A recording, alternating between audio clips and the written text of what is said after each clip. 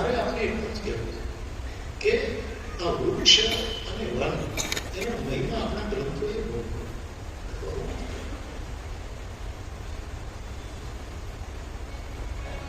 માત રામથી બોલ્યા રામચરિતમાનસ જયારે ભગવાન રામે એમને દુઃખ સમજાવ્યું કે દેવી તમે ઘરે સબદીદી ભામીની ભવન ભલાય આપ ઘરે રહેશો તો માતા પિતાની સેવા થશે. વનમાં આવી આવી વિપત્તિ હોય છે. રાક્ષસો મનુષ્યના આહારી હોય છે. આપ વનમાં નહીં જા આદિ આદિ આપણે પ્રકરણ આપ માણસમાં જાણો છો. પછી જાનકીજી એના જવાબો કે નહીં મને વનમાં લઈ જાઓ. અને એ વખતે સીતાજી વનમાં મને કયો કયો લાભ મળશે એના વર્ણન વન દેવી વન દેવ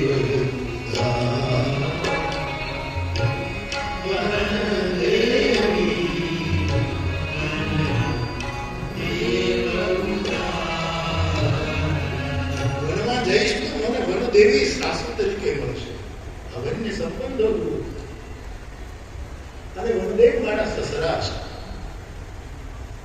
આપે જરાય આજે પુત્ર ચિંતા કરવાની નથી. વનદેવી અને વનદેવ સાસુ સસરાની જેમ મારી સાર સંભાળ લેશે એવું જાનકીજી બોલ્યા છે.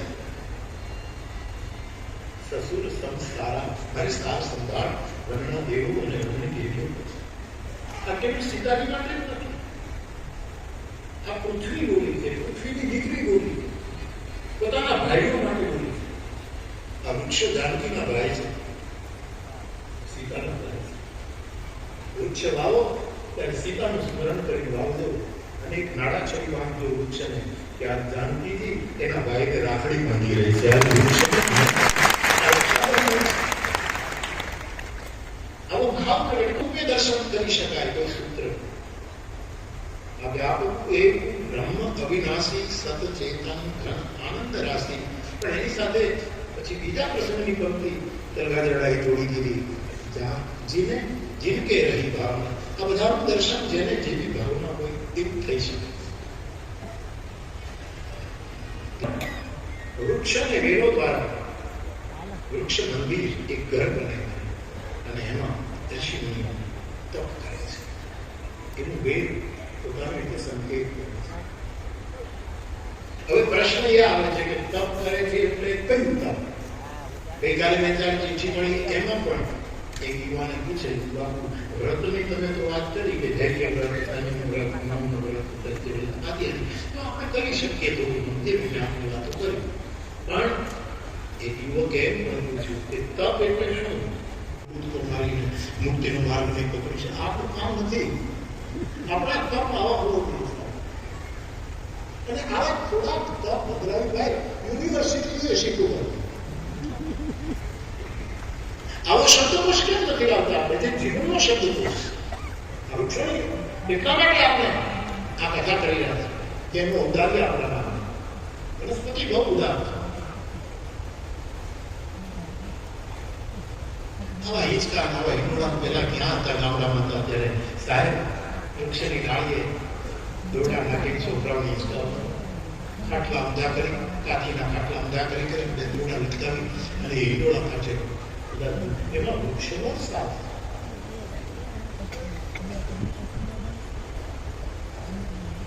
અવધાન બાપુ એ લખ્યું છે ઝાડવામાં ફળ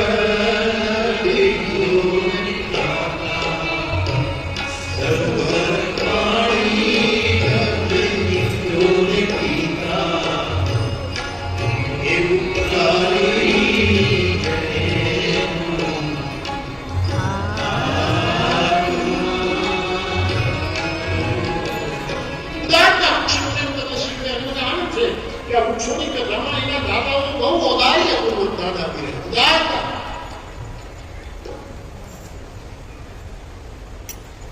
વૃક્ષ ઉદાર છે. બીજું લક્ષણ બોધિ વૃક્ષ. બુદ્ધ ચરિત્ર પણ બહુ લખાય. આનો સાપ આપણી પાસે મૂકી વૃક્ષનું બીજું લક્ષણ છે સૌંદર્ય. વૃક્ષ રૂપાળા, રૂપડા બહુ રૂપાળા.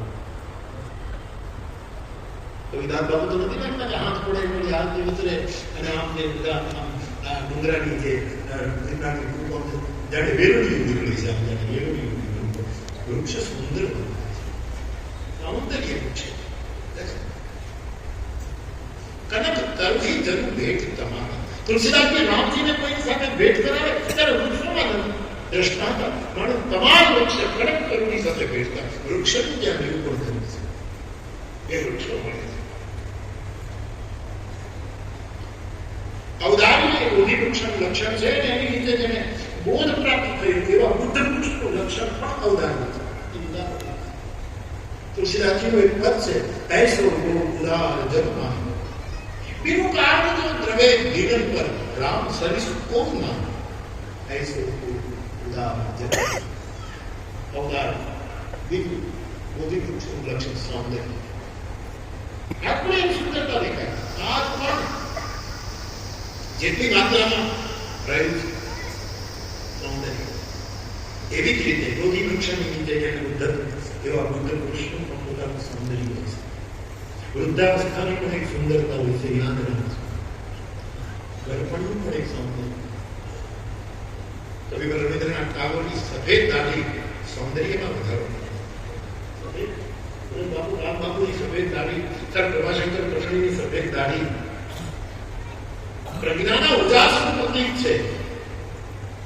હવે ક્યાંય કશાય નથી, હવે ક્યાંય નથી. એ ઉજ્જવળ ધબલતા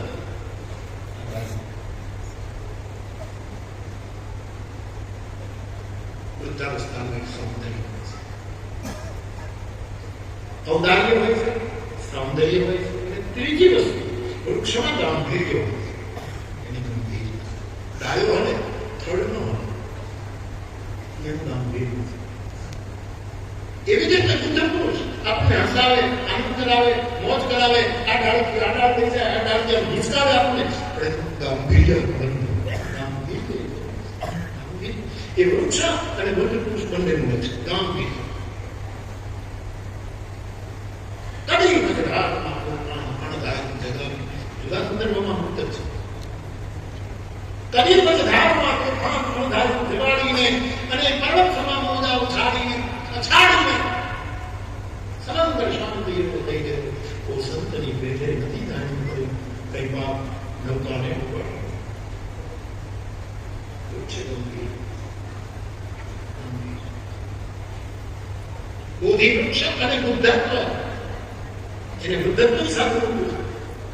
એનામાં કઈ વધી ગયું કલ્લબ નવન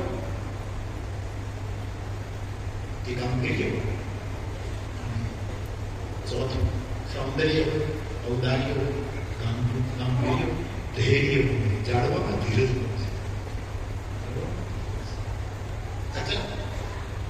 છે. ધૈર્ય. આપણે ગંગા સતી બોલ્યા મેરુ રે ઢગે પણ જેના ભાંગી પડે વિપત્તિ પડે પણ કોઈ આપી વણસે નહીં. સોઈ હરિધરના હે ધામ ગીત વૈષ્ણવ જન એ હરિધન એ તો સ્નાન ધૈર્ય.